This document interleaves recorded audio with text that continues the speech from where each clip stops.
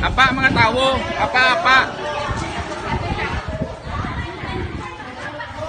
Nagkinarangkara ng mga pumuluyo sang barangay Pughanan sa Banwa sang Lambunaw, Iloilo. Kay na sang aga, sang hinali may nabatian ng mga ini, sang tuman kabasko galupok sa ginapatihan improvised explosive device o kon IED.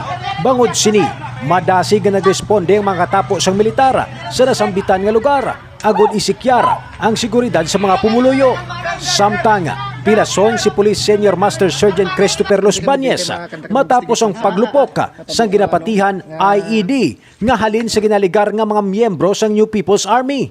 Suno kay Los Bañez, padulong kuntani ang mga ini, upod ang 8 pagid ka mga kapulisan sang Lambunaw PNP sa Barangay Panuran, agod magpatigayon sang investigasyon sa nagluntad nga enkwentro kahapon sa tunga sang tropa sang Retold Community Support Program, kag rebuilding ang mga grupo sang hinali lang nga ginpalukpan sila sang IED.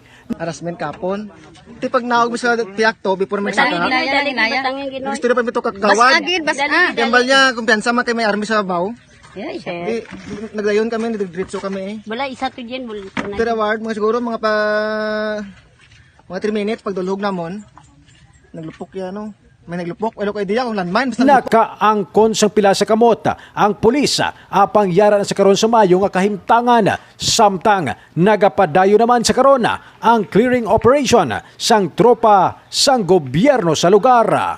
Mga balita nga ito natipon gikan sa probinsya sang Iloilo. Ray Umalay, nagabandera sa matudtod nga serbisyo publiko kag kalingawan sa Iloilo.